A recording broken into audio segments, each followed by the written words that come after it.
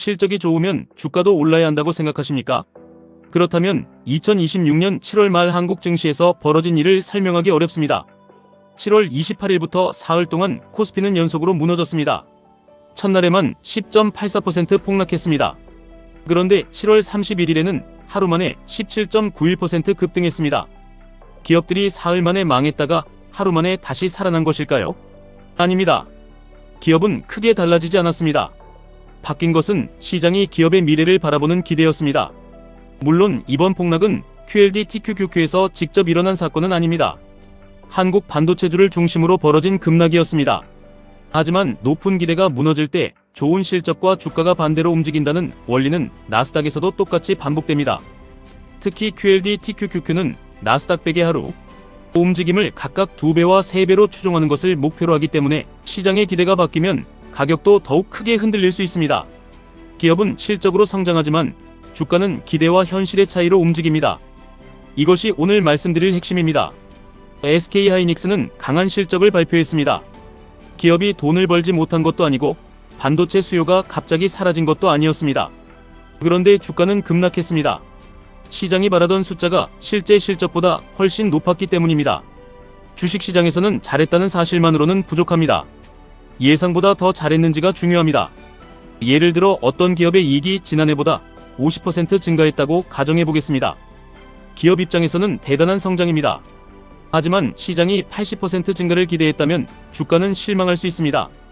반대로 이익이 20% 감소한 기업이 있다고 가정해 보겠습니다. 숫자만 보면 나쁜 실적입니다. 그러나 시장이 40% 감소할 것으로 예상했다면 실제 결과는 예상보다 좋았던 것입니다. 그래서 실적이 증가한 기업의 주가는 떨어지고 실적이 감소한 기업의 주가는 오르는 일이 생깁니다. 주식시장에는 단순히 좋은 실적과 나쁜 실적만 있는 것이 아닙니다. 예상보다 좋은 실적과 예상보다 나쁜 실적이 있습니다.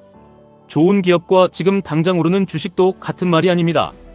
기업이 아무리 훌륭해도 주가에 더 훌륭한 미래가 이미 들어가 있다면 떨어질 수 있습니다. 반대로 기업의 상황이 어렵더라도 시장이 최악까지 예상하고 있다면 작은 개선만으로도 급등할 수 있습니다.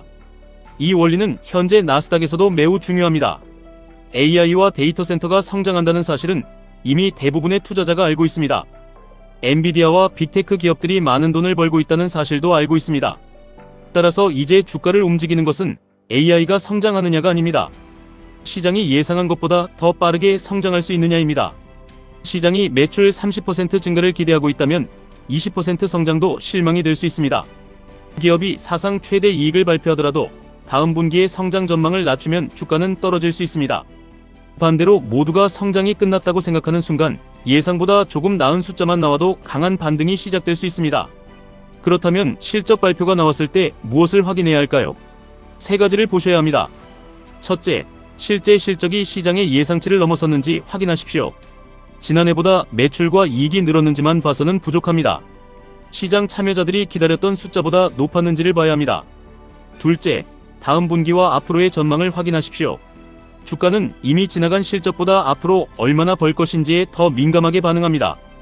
이번 분기 실적이 좋아도 기업이 다음 분기 전망을 낮추면 주가는 떨어질 수 있습니다. 셋째, 뉴스가 나온 뒤 가격이 어떻게 반응했는지 확인하십시오. 좋은 실적이 나왔는데도 주가가 오르지 않는다면 좋은 미래가 이미 가격에 반영돼 있을 수 있습니다. 나쁜 실적이 나왔는데도 주가가 더 이상 떨어지지 않는다면 시장의 비관이 이미 충분히 반영돼 있을 수 있습니다. 뉴스의 제목보다 발표 이후의 가격 반응이 더 많은 것을 말해줄 때가 있습니다. 특히 좋은 실적에도 주가가 하락했다면 두 가지를 반드시 구분해야 합니다. 기업의 경쟁력이 실제로 약해진 것인지 아니면 시장의 기대가 지나치게 높았던 것인지 두 하락은 겉으로는 똑같아 보이지만 의미는 완전히 다릅니다. 기업의 매출과 이익이 둔화되고 경쟁사의 점유율까지 빼앗기고 있다면 기업의 문제가 시작된 것일 수 있습니다. 그러나 기업은 계속 성장하고 있는데 시장의 과도한 기대만 낮아진 것이라면 주가와 기업의 현실 사이에 벌어졌던 간격이 줄어드는 과정일 수 있습니다. 2026년 7월 말 한국 증시는 이 차이를 극단적으로 보여줬습니다. 며칠 동안은 반도체의 미래가 끝난 것처럼 가격을 내렸습니다. 그리고 하루 만에 다시 반도체의 미래를 믿는 것처럼 가격을 올렸습니다. 기업이 갑자기 나빠졌다가 좋아진 것이 아닙니다. 투자자들이 그 미래에 지불하려는 가격이 바뀐 것입니다. QLD TQQQ 투자자가 맞춰야 하는 것은 다음 실적의 정확한 숫자가 아닙니다. 현재 주가에 얼마나 높은 미래가 반영돼 있는지를 생각하는 습관입니다. 모두가 알고 있는 좋은 미래는 이미 비싼 가격일 수 있습니다. 모두가 두려워하는 나쁜 미래는 이미 낮아진 가격에 반영돼 있을 수 있습니다. 그러니 실적이 좋다는 말만 듣고 흥분하지 마십시오. 주가가 떨어졌다는 이유만으로 기업의 미래가 끝났다고 단정하지도 마십시오. 실적이 시장의 예상을 넘어섰는지 보십시오. 기업이 앞으로 어떤 전망을 제시했는지 보십시오. 그리고 그 발표를 가격이 어떻게 받아들였는지 확인하십시오. 기업은 실적으로 성장합니다. 하지만 주가는 기대와 현실의 차이로 움직입니다. 이 차이를 이해하는 순간 좋은 실적에도 주가가 폭락하는 이유가 보입니다. 남들이 가격만 보고 두려워할 때 여러분은 시장이 무엇을 잘못 기대했는지 보기 시작할 것입니다. 지금까지 1분 투자 하이젠버그였습니다.